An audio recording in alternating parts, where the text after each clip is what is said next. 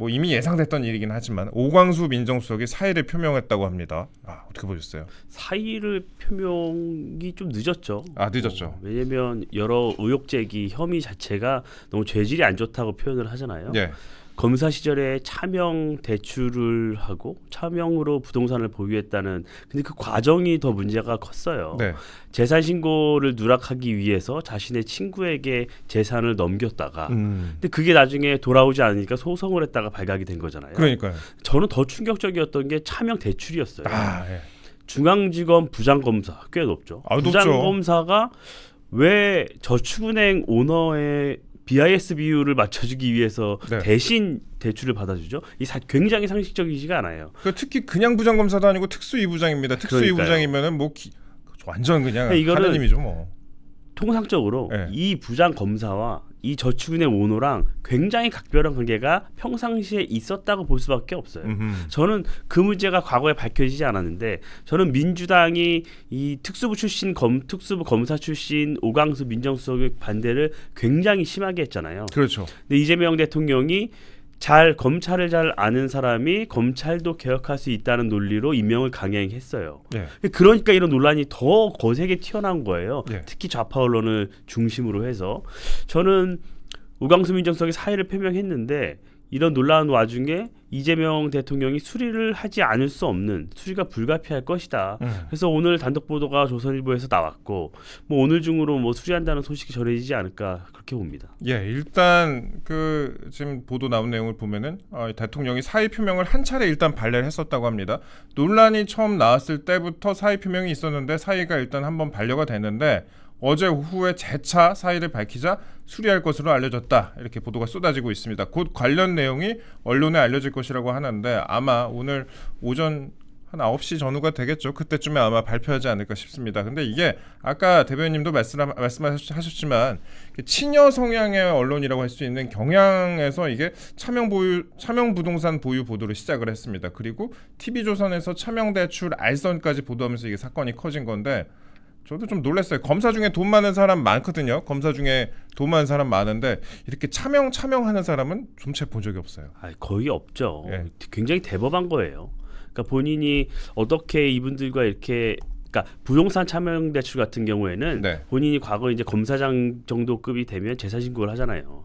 거기서 누락시키고 싶었던 거예요. 그렇죠. 왜냐하면 검사가 어떻게 재산이 많거나 투기성으로 보일 수 있는 문제의 소지가 있으면 네. 뭐 승진에도 영향을 받을 수 있습니다. 네. 그래서 부인이 갖고 있던 재산인데 그걸 자신의 친구에게 넘겼던 것이고, 근데 그 친구가 주지 않으니까 소송을 했던 것이고, 네. 굉장히 대범한 것이고 차명 대출은 더 심각하다고 좀 전에 말씀을 드렸고, 그렇죠. 네. 저는 이런 문제가 불거지는 게 이 권력을 독점할 때 있잖아요. 네. 정권 초반에 이럴 때는 이런 제보들이 내부의 적에게서 가장 많이 와요. 이번에 특히 많은 것 같아요. 맞습니다. 네. 뭐 이거 외에 잠깐 설명을 드리면 김병기 지금 원내대표 그렇죠. 이 여러 아들 채용 비리 의혹 문제도 MBC가 보도를 하고 있잖아요. 그렇죠. 그리고 나머지 다른 부동산 뭐 인사들의 여러 부동산 의혹은 또 뉴스타파가 보도를 하고 있어요. 네. 그러니까 좌파 성향의 매체와 그 진보 진영, 소위 진보 진영에서는 약간 이 과거 문재인 정부 때 트라우마가 있어요. 네. 그러니까 특히 윤석열 전 대통령을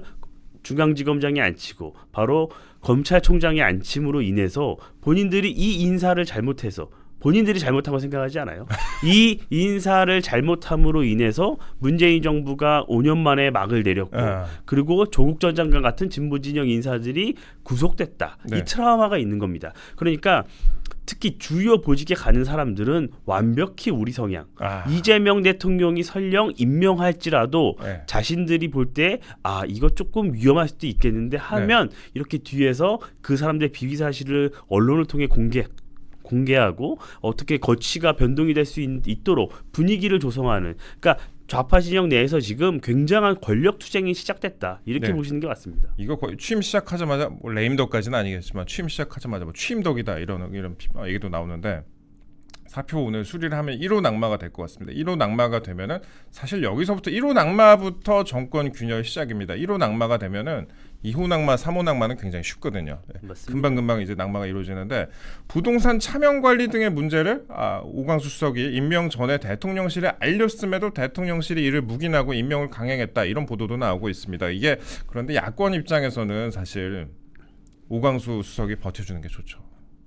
아니, 저는 뭐 꼭 그렇게 보진 않습니다. 예, 뭐 이런 논란이 좀 소모적이에요. 예. 그래서 주요 인사들, 특히 민정수석이라는 사람은 좀 더 청렴하고 도덕적인 사람이 와야죠. 네. 그러니까 과거부터 우리 정치권이 보면 어떤 도덕성을 굉장히 중요시 생각을 했어요. 네. 우리가 87년 민주화 체제를 지금 직선제를 쟁취한 이후에 지금까지 오고 있는데 회를 거듭할수록 선거를 치르면 치를수록 어떤 능력은 당연한 것이고 그렇죠. 능력뿐만이 아니라 국민들이 보시기에는 도덕적으로도 어떤 완결성을 갖춰야 한다는 이런 의식이 자리 잡고 있습니다. 네. 그래서 이재명 정부 뭐라 그랬죠? 국민 주권 정부라 그랬어요. 그렇죠. 국민이 주권을 갖고 있다고 했는데 국민들이 주권을 갖고 있으면 국민들의 시각을 맞춰야 되는 거예요. 근데 그걸 하지 못한 거죠. 그래서 내부에서 이런 문제가 터져나온 것도 보면 우리 과거에 이 2021년 민주당 대선 경선 있잖아요. 네. 그때 굉장히 문재인 후보, 이재명 후보 뭐 굉장히 치열하게 붙었어요. 어마어마했죠. 예.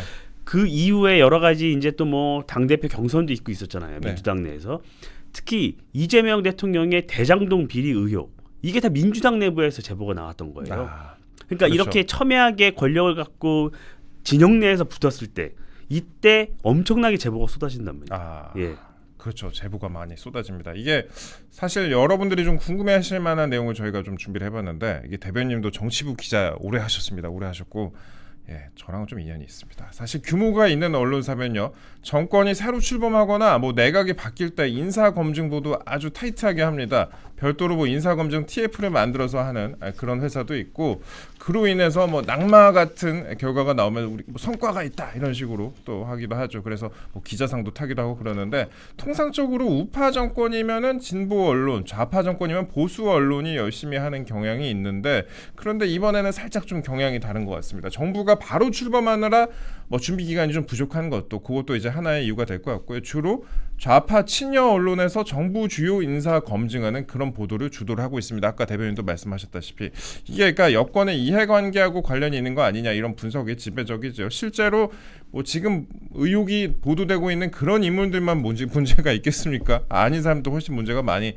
더 있을 것인데, 관료나 약간의 기존의 주류하고는 기존의 주류 좌파하고는 좀 거리가 있는 그런 사람들 위주로 보도가 나오고 있다, 이 말씀을 좀 드리겠습니다. 그리고 저희가 일단 오광수 민정수석의 사의에 대해서는 이 정도 저희가 다뤄봤는데, 아마 오전 중에 이제 사표가 이제 수리될 것으로 그렇게 관측이 되는 것 같습니다. 예. 그럴 가능성이 높아 보여요. 예. 버틸 수 없죠. 버텨서도 예. 안 되고, 아니, 너무 죄질이 안 좋잖아요. 그러니까 네. 민주당 내에서 가만히 있지 않을 겁니다. 네. 그러니까 어떤 정식 루트를 통해서 건의를 했지만 받아들여지지 않으니까 언론을 네. 통해 분위기 만들어가는, 아마 여기서 멈추지 않는다면 또 다른 의혹이 제기될 수도 있어요. 오광수 민정수석도 본인이 그걸 잘 알고 정권에 부담이 된다는 걸 알기 때문에 네. 사의를 표명한 것으로 보이고, 이재명 대통령도 여기서 물러설 수밖에 없을 겁니다. 문제는 후임자를 누구로 앉힐 거냐예요. 그러니까요. 예. 왜냐하면 검찰을 잘 아는 사람을 통해 검찰 개혁을 한다고 주장을 해서 밀어붙였는데, 예. 그럼 또 후임자는 그럼 누구를 할 것이냐? 검찰 출신으로 그러면 어떤 밀어붙일 수 있는 사람을 또 찾을 수 있을 것인가? 지금 현재 이재명 정부가 인선이 굉장히 늦어지고 있습니다. 그렇죠. 뭐 일부 뭐 외교 뭐 안보실 차장들도 지금 안보실 차장이 1, 2, 3, 4 차장, 1, 2, 3 차장이 있는데 네. 뭐 전혀 뭐 임명되지 그러니까, 않고 있어요. 네. 뭐 다른 비서관급 인선도 제대로 발표되지가 않고 있어요. 뭐 특히나 뭐 내각은 뭐 말할 것도 없죠. 물론 내각이야 이제 국무총리 뭐 후보자를 좀 상황을 본 다음에 하겠다고 지금 그렇게 넘어가고는 있지만 과거에 이렇게 안 했어요. 어떻게 했냐면 국무총리 후보자가 지명이 되면 그 지명된 사람이 인사청문회를 준비하면서 맞아요. 대통령과 협의를 해서 후속 인선을 발표를 했습니다. 그래서 인사청문회를 여러 명이 동시에 진행이 됐어요. 맞아요. 그게 정권에도 유리해요. 왜냐하면 인사청문회가 한 사람만 진행되게 되면, 혹시 한두 명만 진행되면 굉장히 집중이 되고 언론이 그 사람들에게 집중해서 검증을 할 수밖에 없어요. 네. 근데 그 대상자가 5명에서 6명까지 늘어난다. 묻어가는 거죠, 뭐. 그러면 네. 여러 가지 말씀 주신 대로 묻어갈 수도 있고 시선이 분산됩니다. 네. 그런데 지금 이재명 대통령이나 뭐 지명을 하지 못하고 있잖아요. 네. 그래서 이 역시도 내부의 알력사 다툼이라는 시각이 굉장히 많습니다. 그래서 저는 오광수 민정수석이 낙마한다면 줄줄이 문제가 되는 거예요. 어떤 게 가장 큰 문제냐면 내부 인사검증이 막힐 수 있는 거예요. 지금 법무부로 넘겼던 인사검증 문제를 대통령실로 다시 가져왔잖아요. 예. 그 컨트롤 타워가 민정수석이에요. 그러면 지금 대통령실 직원, 내각 전부 다 검증을 해야 되는데 이게 줄줄이 제동이 걸리는 거죠.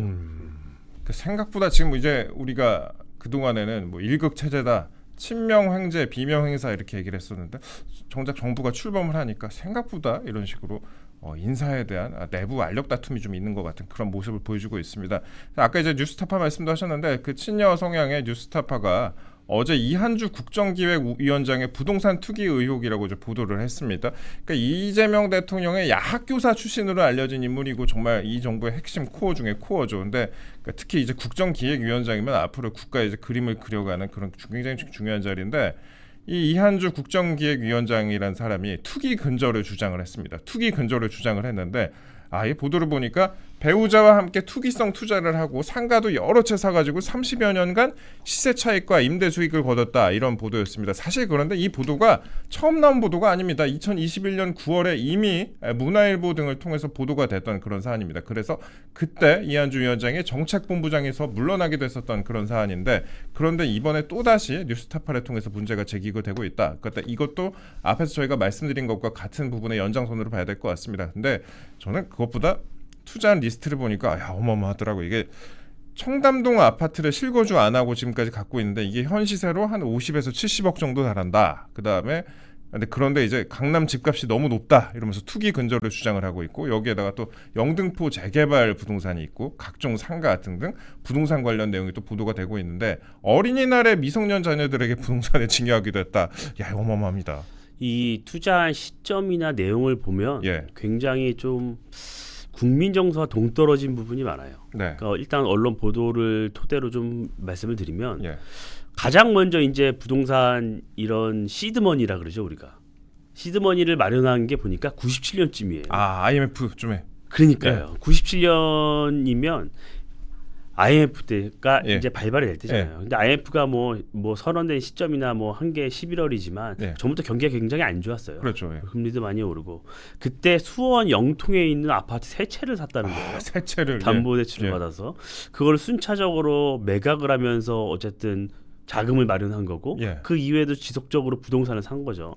근데 이한주 이분이 길병원 갖고 있는 그 가천대학교 교수 출신입니다. 과거 경원대학교였죠. 성남에. 성남에. 그러면서 본인의 거처는 분당에 계속 있었어요. 분당에 있으면서 이제 최초에 뭐 영통에 있는 아파트를 사서 투자를 한 거고 그 이후에도 여러 아파트를 매각을 했는데 방금 말씀 주셨던 것처럼 이 청담동 아파트 이걸 매각한 시점도 좀 묘해요. 2003년? 매입한 시점이 2003년이면 언제죠? 노무현 정부 때예요. 그렇죠. 노무현 정부 때예요. 이 노무현 정부 때 얼마나 부동산 가격이 많이 뛰었죠? 그렇죠. 그러니까 진보 정부가 부동산 때문에 정권을 뺏겼다고 해도 과언이 아니에요. 굉장히 부동산 리스크 관리를 못해서 굉장히 정권이 위태로웠습니다. 그 시발점이 노무현 정부였어요. 2002년 말에 대선이 있었고 2003년에 취임해서 이제 정권을 운영을 했죠. 노무현 정부가. 그 즈음에 이제 청담동에 분당에 살면서 청담동에 매입을 한 거예요. 그게 지금까지 갖고 있었던 거죠.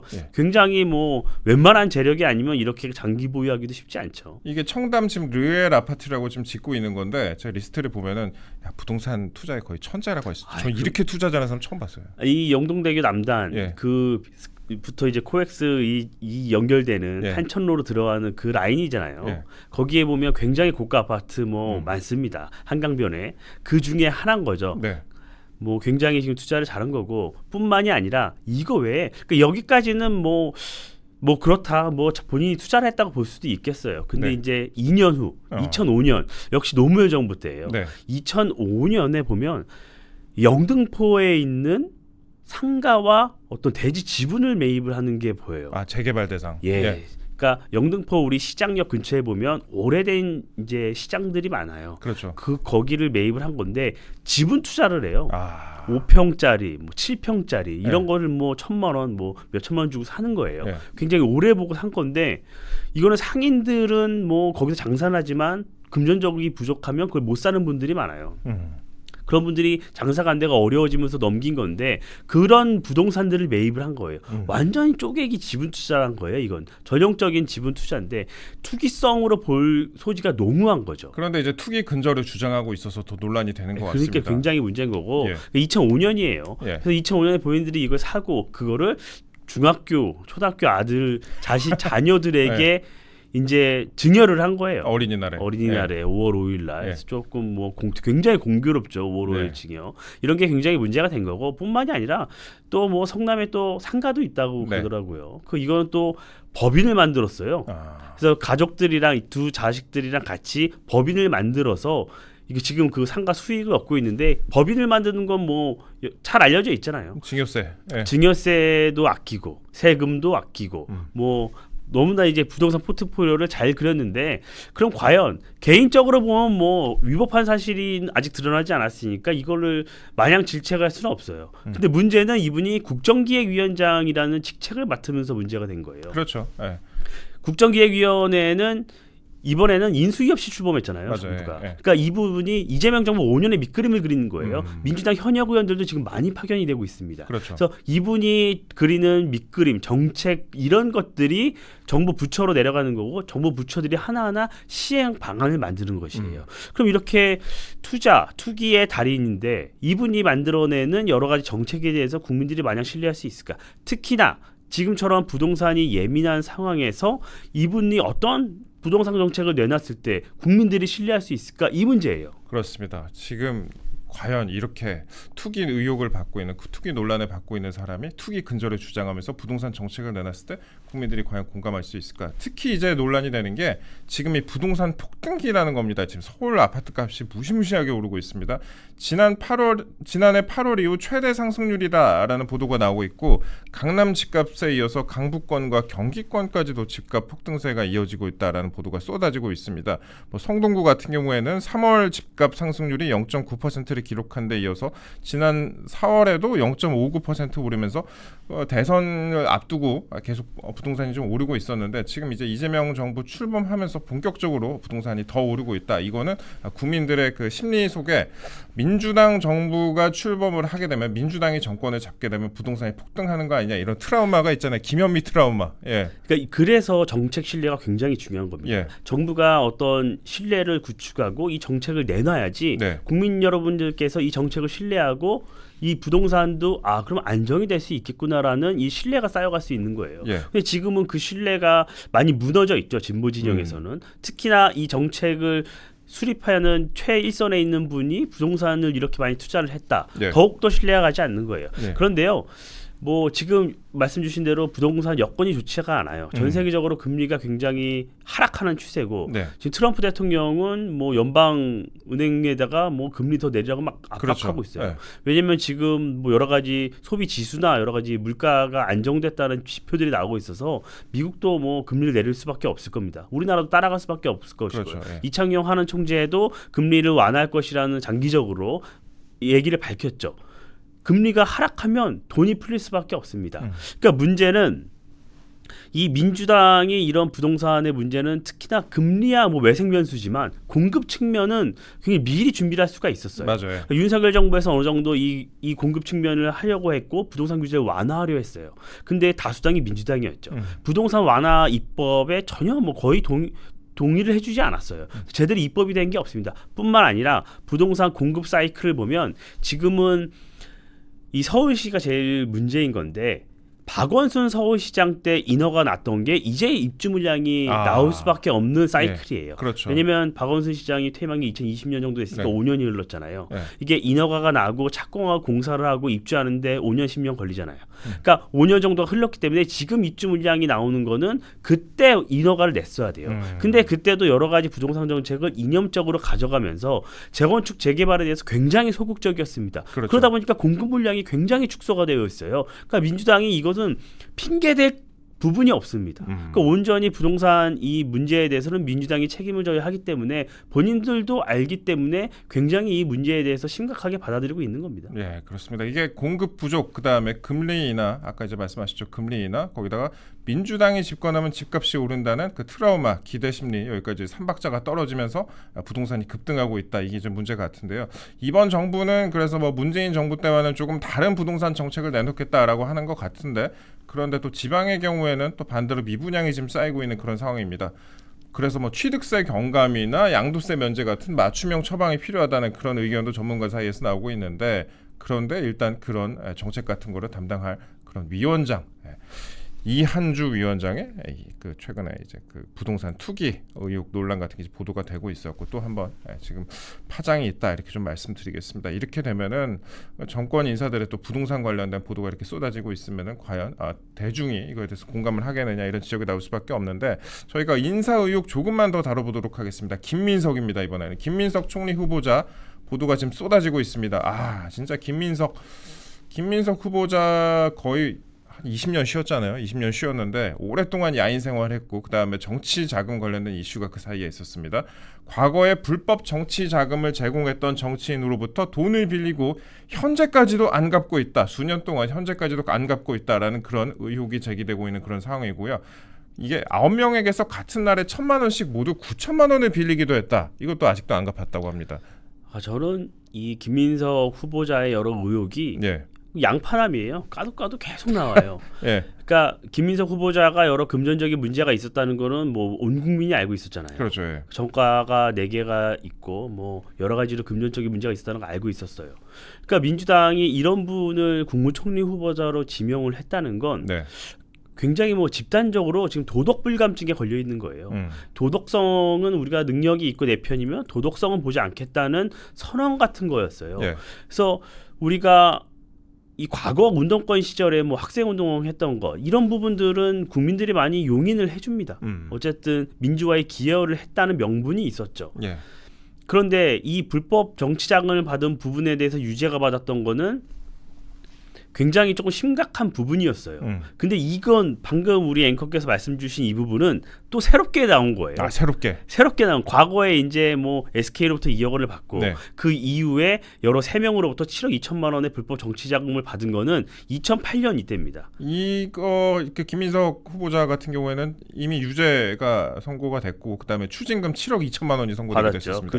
그 추징금도 굉장히 뭐 갚지 않아서 논란이 됐었는데 그 이후에 이번에 새롭게 이제 인사청문회 검증 과정에서 이번에 드러난 건데 본인이 신고를 한 거예요. 그래서 과거에 7억 2천만 원 받았을 때 그 3명한테 받았는데 그중 한 명이죠. 그중 한 명에게 알고 보니 또 2018년에 또 4천만 원을 빌린 거예요. 그리고 그 이후에 또 9명으로 딱 1,000만 원씩 빌린 거예요.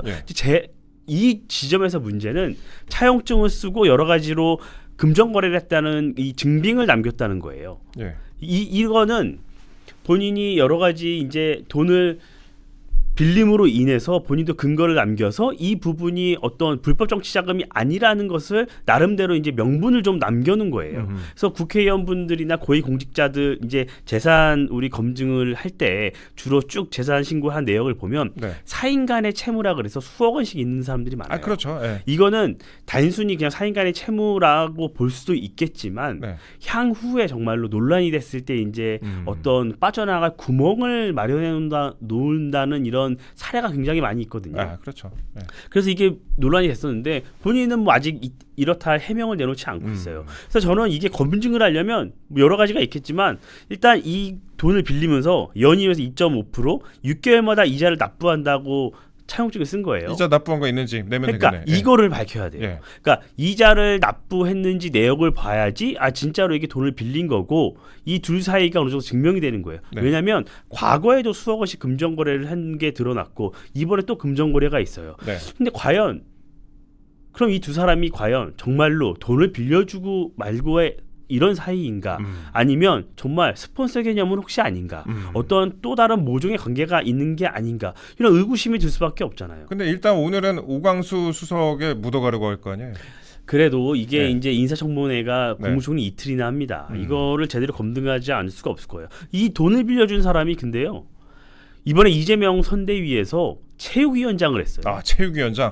근데 이번에 이재명 선대위에서 상임 공동선대위원장을 한 사람이 이 김민석 후보자예요. 이 체육위원장은 과연 누가 앉혔을까? 이런 의구심이 들 수밖에 없는 거잖아요. 아하. 그럼 이렇게 금전거래가 여러 개가 있는데 그럼 김민석 후보자가 국무총리 자리에 오르고 나면 과연 이렇게 빚을 많이 진 사람들에게 보호는 하지 않을까? 그럼 이게 과연 정당한 공직 수행일까? 할 수 있는 것인가? 깨끗하게 일을 할 수 있는가? 국민의 공복으로서 이런 의구심이 생길 수밖에 없잖아요. 기자의 촉으로 말씀을 하셨습니다. 예, 그 부분도 좀 저희가 챙겨봐야 될 거 아니에요. 과연 이 사람들이 돈 건넸던 그 사람들이 어떤 자리에 가느냐 그 부분도 좀 챙겨봐야 될 것 같은데, 근데 여기다가 지금 돈 관련된 것만 문제가 있는 게 아니라 자녀와 관련된 이슈도 또 쟁점으로 터지고 있습니다. 우리나라 국민들이 가장 민감하게 반응하는 게 부동산하고 자녀 교육 아니겠습니까? 근데 두 가지가 한 번에 다 터졌습니다. 김민석 후보자 아들이 고등학교 재학 중에 표절 예방 교육을 필수화하는 이런 입법 활동을 한 바 있습니다.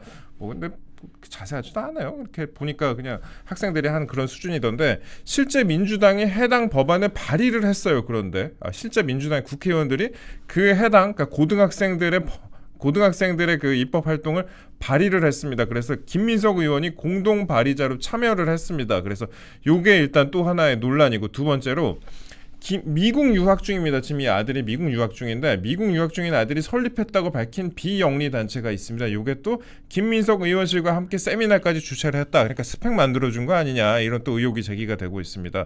그러니까 뭐 국힘에서는 이런 얘기를 하네요. 조국보다 한수위다. 예? 이 김민석 후보자 아들이 나온 예. 고등학교가 국내에 있는 사립학교예요. 청심. 예. 유학도 많이 가고. 그렇죠. 그런데 이제 우리가 유학 가거나 지금은 우리나라도 많이 그렇죠. 저 대학교를 갈 때 그러니까 조국 당시 장관의 딸도 대학을 갈 때 보면 네. 뭐 이런 무슨 어떤 뭐 자원봉사했거나 무슨 인턴 활동했거나 이런 것들이 굉장히 많이 드러났잖아요. 예, 예. 불법적으로 했다는 게. 네. 이걸 하는 이유가 학교 대학 진학에 굉장히 유리하게 하려고 이런 활동을 하는 거잖아요. 네, 예. 부모 찬스를 써갖고 이 똑같은 형태인 겁니다. 그러니까 아들이 고등학교 때 친구들이랑 뭐 동아리 이런 걸 만들고 해서 교육기본법이라는 법안을 그냥 자신들이 논의해서 만든 척을 한 거겠죠. 네. 이제 대학생들이 활동을 이런 게 담겼으면 좋겠다는. 근데 이게 거기서 그쳤으면 그냥 학생들의 활동인데 자신들이 이제 입법을 했다는 거잖아요. 네. 그 내용을 이제 아빠가 국회의원이니까 아빠가 같은 당에 있는 의원들을 통해 아빠도 공동발의자를 올리고 이게 어쨌든 법안을 발의한 거예요. 네. 이게 그냥 단순히 자신들이 만든 것과 법안을 발의했다는 거는 굉장히 큰 차이입니다. 그렇죠. 그렇죠. 저는 이거는 김민석 후보자의 아들이 지금 미국에 있는 아이비 리그 대학을 다니는데 네. 그 지원을 할 때 이 법안 발의했다는 이 내용이 반영됐는지가 핵심이라고 봐요. 그렇죠. 네. 그러니까 이 법안 발의한 이 내용을 스펙으로 해서 대학을 진학했는지 이게 이제 이 문제의 핵심인 거죠. 네. 뿐만 아니라 지금 또 하나의 논란이 지금 대학교를 다니면서도 그 대학교에서도 무슨 또 활동을 여러 가지를 네. 하고 있어요. 예. 근데 그거를 아빠 찬스를 이용해서 국회에서 또 세미나를 열었다는 거잖아요. 아하. 그러니까 이런 세미나를 열고 이런 활동이 증빙이 되면 또 학점이 얼마나 이롭겠습니까? 예. 그러니까 아무나 할 수 있는 게 아니에요. 어떻게 국회에서 누가 세미나를 마음대로 열 수가 있어요? 아버지 뭐 하시노 이렇게 된 거 아니에요? 그러니까요. 예. 이게 지금 김병기 아까도 말씀드린 이제 민주당 원내대표 후보로 나섰던 김병기 의원 있잖아요. 이분도 결국에는 아들이 국정원 채용에서 탈락하니까 예. 본인과 본인 부인이 국정원 최고위직인 기조실장한테 전화해서 내 아들 왜 떨어졌습니까? 이렇게 압박을 넣어서 결국에는 지금 드러난 거는 추후에 경력 채용이 또다시 열려서 그를 통해서 국정원에 들어갔다는 거잖아요. 예. 이게 민주당이 이게 아빠 찬스가 이제 계속 드러나고 있는 거예요. 입시 비리 아빠 찬스. 근데 또 하나 제가 궁금한 게 김민석 후보자 재산이 한 2억 정도밖에 없더라고요. 오랫동안 헤맸으니까 2억 정도밖에 없습니다. 자신과 배우자, 모친 아들까지 재산해갖고 2억 1,500만 원 신고를 했는데, 이게 청심국제고도 이게 제가 알기로 학비가 1년에 수천만 원 나갑니다. 최소 수천만 원 나오고, 그다음에 아들이 지금 미국 코넬 대학교에 다니고 있다고 하는데 뭐 공부는 잘한 것 같은데 코넬 대학교 학비 비쌉니다. 그 억대의 학비가 필요한데 거기다가 요즘 뭐 달러도 비싸고 그래갖고 최소한 체류비가 1년에 최소 억대로 깨진다라는 게 이제 일반적으로 억대가 넘어 2억 1년이면 예. 수억이죠. 1년이면 수억이 들죠. 수억이고 사실 수억 정도 될 것 같은데 그 부분에 대해서 좀 의혹이 제기가 되고 있는데, 일단 김민석 후보자는 전처가 학비를 대고 있다라는 식으로 답변을 한 것 같습니다. 근데 이 부분도 아마 앞으로 좀 다뤄질 것 같습니다. 저희가 재산 관련된 내용 이 정도 얘기를 했는데 오늘 어젯밤에 좀 속보가 좀 뜬 게 있습니다. 특검 관련된 부분인데 특검 이제 3대 특검 통과가 됐잖아요. 특검 얘기도 좀 해보겠습니다. 어제 특검 후보들이 추천이 됐고 어젯밤 늦게 12시쯤 돼가지고 특검이 지명이 됐습니다.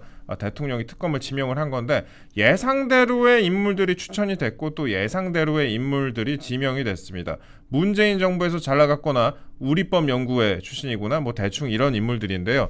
이 얘기도 좀 저희가 해봐야 될 것 같습니다. 조은석 전 감사위원, 그 다음에 민중기 전 서울중앙지방법원장, 그 다음에 이윤재 명지대 법대 교수가 이제 민주당에서 추천이 됐었는데 이 중에서 조은석 전 감사위원, 민중기 전 법원장이 이제 특검으로 지명이 됐고요. 여기다가 최상병 특검에 대해서는 이명현 전 국방부 검찰단 고등검찰부장이 지명이 됐습니다.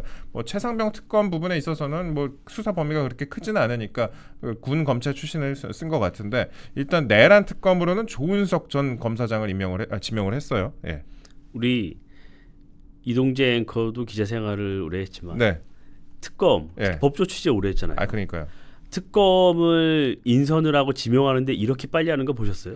보통 한 2, 3일은 걸리거든요. 그러니까요. 어제 이 특검이 어제 민주당이랑 해서 올렸고 어제 오후에 보도돼가지고 예. 어제 밤늦게 이제 예. 이재명 대통령이 본인이 지명을 한 거예요. 그렇죠. 이렇게 빨리 하는 이유가 물론 뭐 미리 준비는 했겠지만 민주당 논란이 터지니까 최대한 빨리 이슈 전환을 하려는 의도가 저는 굉장히 짙어 보여요. 하루라도 빨리 가자. 그러니까 정권이 허니문 기간이 있잖아요. 초반에. 예. 그 허니문이 깨지는 가장 처음이 인사검증입니다. 음. 인사검증이 본격화하면서 예. 정권과 언론, 정권과 국민과의 허니문이 깨지기 시작해요. 네. 근데 지금 이재명 정부가 선택을 한 건 정권 초반에 특검을 한 5, 6개월 동안 가동을 하겠다는 거잖아요. 예.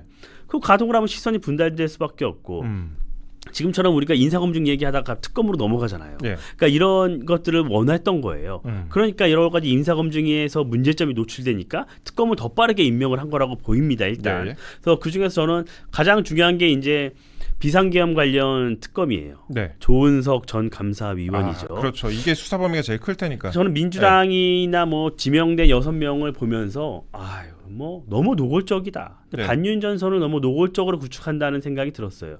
왜냐하면 이번 특검은 이 추진하는 입법을 하는 단계에서부터 논란이 컸습니다. 독수 조항이 너무 많았어요. 예. 추천을 190석을 갖고 있는 민주당과 조국혁신당이 일단만 추천을 할 수 있어요. 그렇죠. 특검 후보를 예. 추천할 수 있어요. 그것도 문제인데 거기다가 민주당이 늘 지적했던 피의사실 공표를 실시간으로 할 수 있는 내용까지 들어가 있잖아요. 예.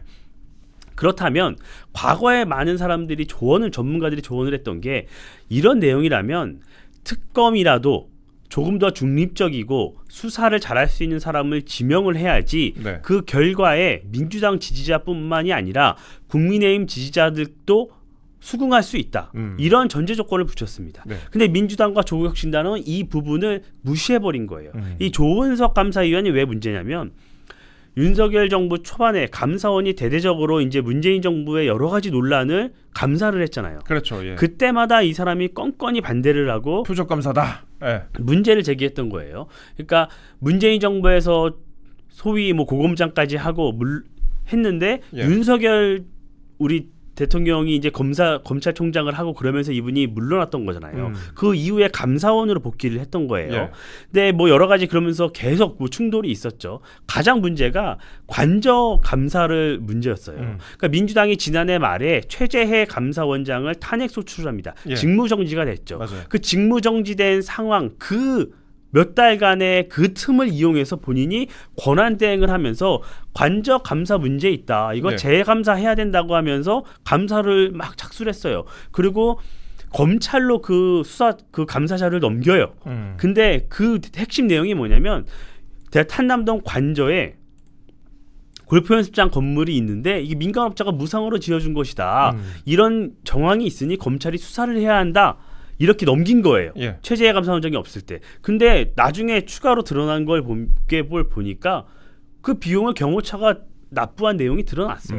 그러니까 어떤 감사나 수사 의뢰를 할 때는 사실관계에 입각해서 해야 되잖아요. 예. 근데 이 사실관계에 입각하지 않고 그냥 너무 정치적으로 접근했던 것이라고 보여져요. 그래서 이런 분이 과연 제대로 특검을 할 수 있을까? 그럼 그 결과에 대해서 우리 여러 국민의힘 지지자, 윤석열 전 대통령 지지자들까지 수긍할 수 있을까? 오히려 특검 이후에 사회적 어떤 혼란만 더 초래되고 정치적 양극화만 커지는 것 아닌가 이런 논란이 지금부터 들어요. 그렇죠. 사실 그리고 저는 조은석 그 전 감사위원 같은 경우에는 이번에 특검 될 거라고 예상을 했습니다. 이게 이분이 좀 여담을 좀 말씀드리면 예전에 이제 대검 대변인도 했었습니다. 대검 대변인도 했고 정권을 가리지 않고 어떻게 보면은 요직을 많이 차지했던 그런 분인데 기자들 상당히 많이 알고요. 그래서 이제 공부에 좀 유리할 것으로 본 것 같습니다. 정권 차원에서 봤을 때 수사 내용을 안 그래도 특검은 브리핑을 하고 막 공부를 하는데 대검 대변인 출신이었고 기자들과 굉장히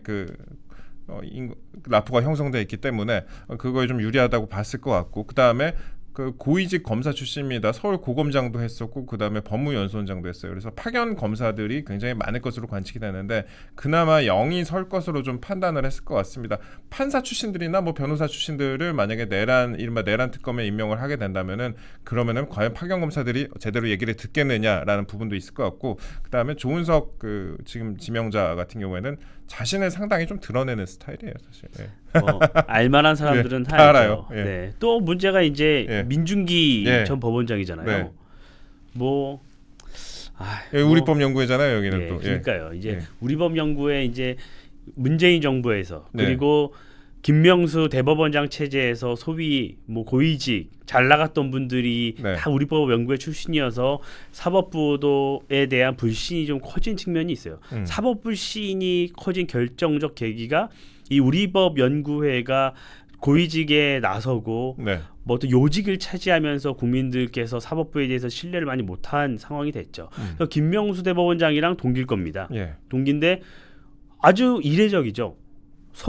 서울법원장을 연임하고 3년 동안 하는 사람이 어디 있습니까? 그냥 중앙지법 이렇게 연임하고 오랫동안 하는 경우가 없거든요. 그래서 그리고 이분이 예. 윤석열 대통령이랑도 굉장히 또 악연이 있어요. 그렇죠. 뭐 과거에 뭐 사법농단 이렇게 이제 문재인 정부에서 프레임을 걸어갖고 또 열심히 했었잖아요. 예. 그때 이제 뭐 그 진상조사한다 그래서 뭐 여러 활동을 했는데 조사위원장 이런 걸 했었어요. 했었죠. 그래서 윤석열 대통령이랑 좀 부딪혔던 것들이 있고, 근데 민주당 정부에서 사법농단이라는 프레임은 붙였지만 네. 결국 그게 다 대법원에서 무죄가 났습니다. 네.